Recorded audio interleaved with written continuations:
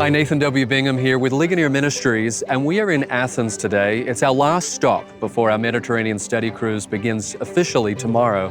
And I'm joined by Dr. Stephen Nichols, President at Reformation Bible College, also a Ligonier Ministries teaching fellow. I said we're in Athens, but where are we standing right now? Yeah, we are standing on one of my favorite places. This is Mars Hill.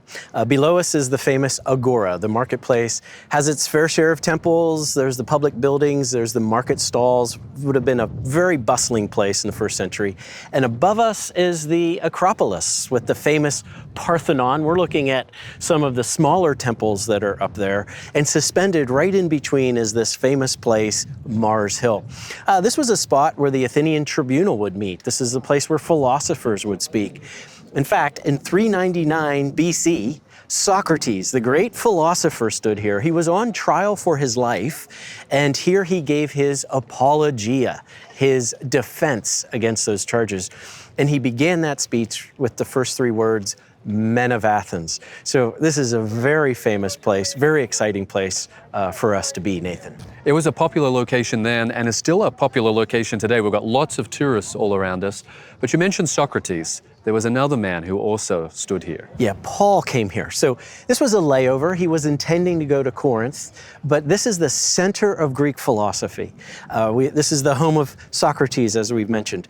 Just a little bit from here was Plato's Academy, and even closer yet was Aristotle's Lyceum.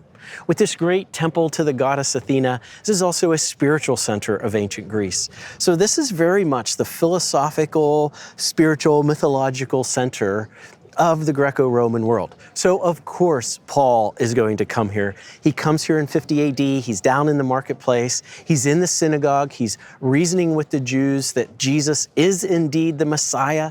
He has come, this one who was prophesied has come. He's also in the marketplace. He's on the porch, and the Greek word for porch is stoa, and he's dealing with the Stoics. It was one of the popular philosophical schools of the first century. The other school was the Epicureans, and Luke is sure to tell us that present for his speech here are the Epicureans and the Stoics. Well, he's down there sharing very intriguing ideas, and so they invite him up here to Mars Hill to give his public lecture, and all of this is recorded for us in Acts chapter 17. What are some of those key things that Paul touches on in Acts 17 in that speech? This is probably one of the most significant speeches of all time, Nathan. And in that speech, Paul deals with really what are the four undeniable facts if you're going to be a rational person. And how do we account for these facts? The first is the existence of the universe. The second is that there is nature and design, order in this universe. The third is that we as human beings have a purpose. We have meaning. And then lastly, he deals with this sense of justice and even moving towards judgment. The mythology of the ancient Greeks tried to answer those questions. The philosophers, the Greek and Roman philosophers, spent all of their lives pursuing those questions. Paul comes here to say those questions are answered in God. And today, many try and find those answers in science. Yes, you're right, Nathan. In our age, we're sort of the age of science. And it's through science that we can explain all these big philosophical questions of life. We're going to hear what Paul has to say about that.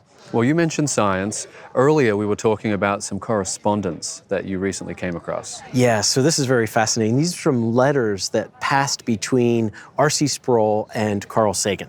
Carl Sagan was a very popular scientist of the day. He had his famous saying, "The cosmos is all there ever was, all there ever is, and all there ever will be." Well, R.C.'s engaging with him, trying to get him to explain how he accounts for nature and order in the universe. And Sagan admits, of course, there's not chaos, there's design. But he says to R.C. a few letters in, "I'm not sure as far as the cause of that." He says, whatever that cause is, I don't know. But he also uses religious language. He says that he is reverent before the nature of the universe. And the same thing happens here when Paul stands up. These philosophers who are pursuing these ultimate questions, he gets right to the heart of it and he says, "I perceive that you are religious beings." And he proceeds to show how God created all things, that the creator of the universe and the world does not live in temples made by man, not made of gold. Up there inside the Parthenon would have been the famous golden Athena statue. But this God, as Aristotle said, is a necessary being.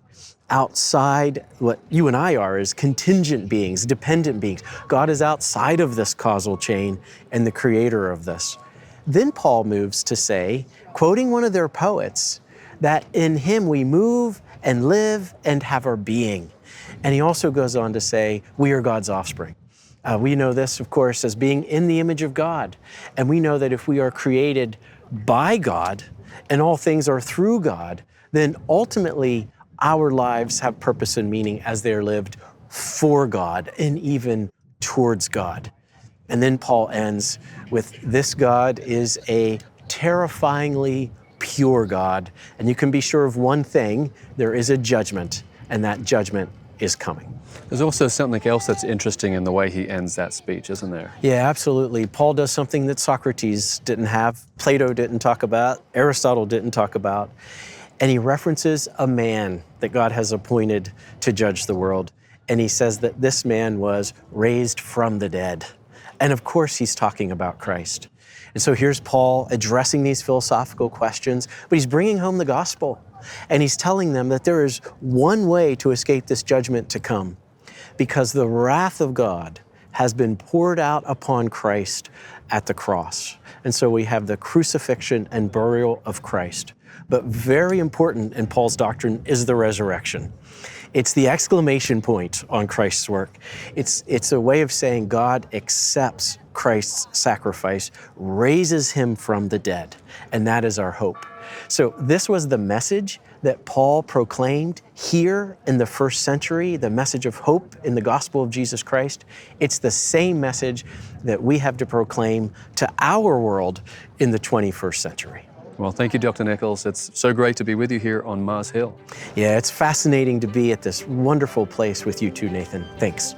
Well, if you'd like to travel with Ligonier Ministries on a future study tour, you can find all upcoming opportunities at ligoniertours.com.